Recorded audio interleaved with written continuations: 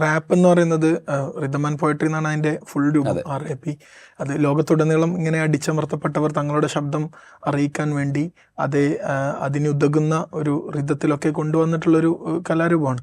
ഇപ്പോൾ നമ്മൾ നോർത്ത് ഇന്ത്യയിലൊക്കെ നോക്കുകയാണെങ്കിൽ ഹിന്ദുത്വ പോപ്പ് എന്ന് പറയുന്ന ഒരു ഏതാണ്ട് റാപ്പിനോട് സമാനമായിട്ടുള്ള ഒരു കലാരൂപം, അതിനിതുപോലെ ആള് കൂടുന്നൊരു ശൈലിയും ഒക്കെ അവിടെ പല സ്ഥലത്തും കാണാറുണ്ട്.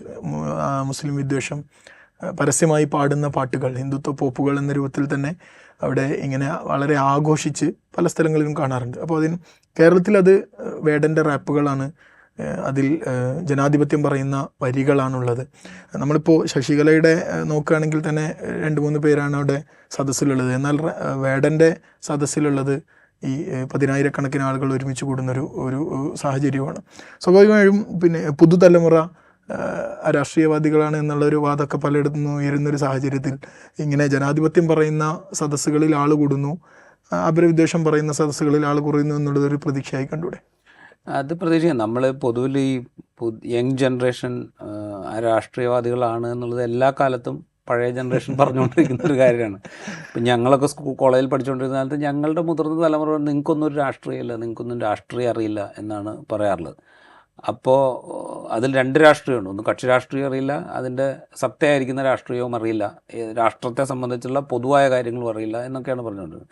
ഇതേ കാര്യങ്ങൾ അതിന് ശേഷം വന്ന തലമുറ പിൽക്കാലത്ത് പറഞ്ഞിട്ടുണ്ട്. നമ്മളൊക്കെ കുറേ കാലം ഞങ്ങളുടെ ജൂനിയേഴ്സായിട്ടുള്ള ആളുകൾക്ക് അവൾ തികഞ്ഞ രാഷ്ട്രീയവാദികളാണ് എന്ന് വിമർശിച്ചിട്ടുണ്ട്.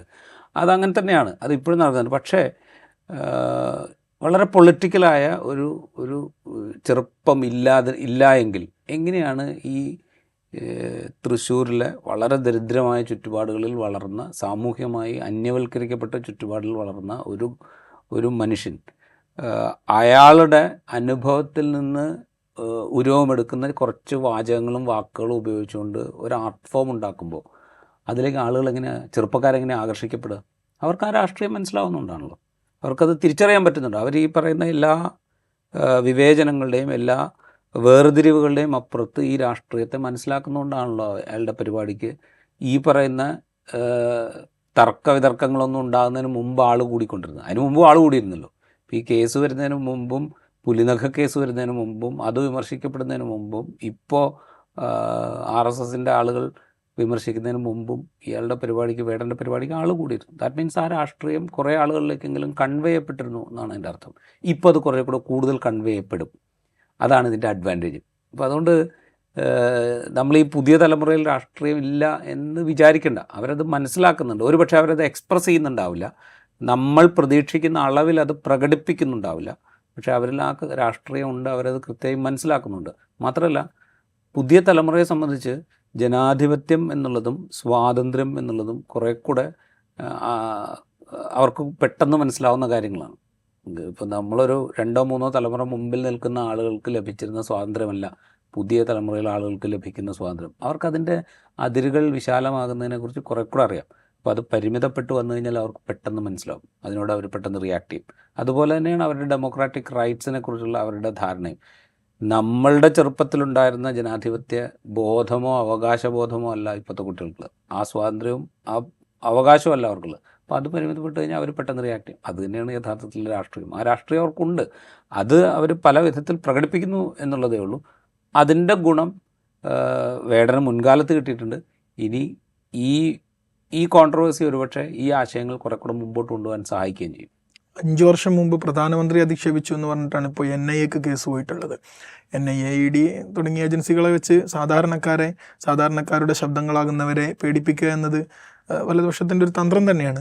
പക്ഷേ ഈ ഒരു സാഹചര്യത്തിൽ വേടനെതിരെ എന്തെങ്കിലും നടപടികൾ നമ്മൾ പ്രതീക്ഷിക്കേണ്ടതുണ്ടോ, അതല്ല ഇങ്ങനെ ഒരു ചർച്ചയായി അവസാനിക്കാനാണോ സാധ്യത?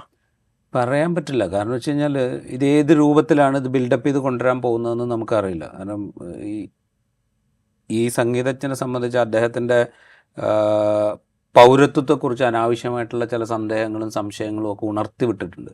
അതുപോലെ ഈ ഓർഗനൈസർ എഴുതിയിരിക്കുന്ന ലേഖനം, ഇപ്പോൾ NR മധുവിനെതിരെ കേസെടുത്തു എന്നുള്ളതിനെക്കുറിച്ച് ഓർഗനൈസർ എഴുതിയിരിക്കുന്ന ലേഖനത്തിൽ വിദേശ ഇസ്ലാമിസ്റ്റ് ശക്തികളുടെ ഇടപെടലിനെ കുറിച്ച് പരാമർശിക്കുന്നുണ്ട്.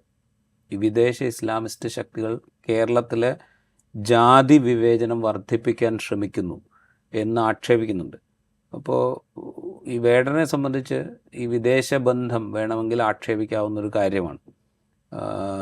ഇസ്ലാമിസ്റ്റ് ശക്തികളുടെ ഇടപെടൽ എന്ന് പറഞ്ഞാൽ എപ്പോൾ വേണമെങ്കിൽ ഉപയോഗിക്കാവുന്ന ഒരു ടൂളാണ് BJPയെ സംബന്ധിച്ച്, BJP ഭരണത്തിന് കീഴിലുള്ള വിവിധ ഏജൻസികളെ സംബന്ധിച്ച്. അപ്പോൾ അത് ഉപയോഗിക്കുകയോ ഇല്ലയോ എന്നുള്ളത് നമുക്കറിയില്ല. ഈ ഇലക്ഷൻ സ്ട്രാറ്റജിയിലേക്ക് എങ്ങനെ കോൺട്രിബ്യൂട്ട് ചെയ്യും എന്നുള്ളതിനെ ആശ്രയിച്ചിരിക്കും. കാരണം വെച്ച് കഴിഞ്ഞാൽ ഇപ്പോൾ നമ്മൾ നോർത്ത് ഇന്ത്യൻ സ്റ്റേറ്റ്സിലൊക്കെ കണ്ടതുപോലെയുള്ള ഒരു എന്താ പറയുക, വിവിധ ജാതി സമൂഹങ്ങളെ യോജിപ്പിച്ച് നിർത്തിക്കൊണ്ടുള്ള ഒരു രാഷ്ട്രീയത്തിലേക്ക് ആണ് അവിടെ പോയത്. അവിടെ എല്ലാ രാഷ്ട്രീയ സോഷ്യൽ വിഭാഗങ്ങളുടെയും ജാതി വിഭാഗങ്ങളുടെയും പ്രതിനിധികൾക്കൊക്കെ പ്രാതിനിധ്യം കൊടുത്തുകൊണ്ട് അവരൊക്കെ മാർക്ക് ചെയ്തിട്ടുകൊണ്ടാണ് ഉത്തർപ്രദേശിലൊക്കെ വലിയ വിജയങ്ങൾ BJP നേടിയത്. അങ്ങനൊരു സ്ട്രാറ്റജി എടുക്കുന്ന ആളുകൾ ഇവിടെ അതിനെ തകരാറിലാക്കുമോ എന്നുള്ളത് കണ്ടറിയണം. അപ്പോൾ അതുകൊണ്ട് വളരെ സൂക്ഷിച്ചായിരിക്കും ഈ പരാതിയൊക്കെ ഇവിടെയുള്ള ആളുകളുടെ എന്താ പറയുക, വികാരവിക്ഷോഭങ്ങളുടെ പുറത്ത് പൊട്ടിപ്പുറപ്പെടുന്നതായിരിക്കും എന്നാണ് എനിക്ക് തോന്നുന്നത്. അതുകൊണ്ട് അതിനെ അത്രയും ഗൗരവത്തിൽ ഒരു പക്ഷേ BJPയുടെ ഹയർ ലീഡർഷിപ്പ് എടുത്തുകൊള്ളുന്നില്ല. എങ്കിലും ഇവിടെയുള്ള ആളുകൾ ഇത് തുടരണം എന്നുള്ളത് തന്നെയാണ് എൻ്റെ അഭിപ്രായം.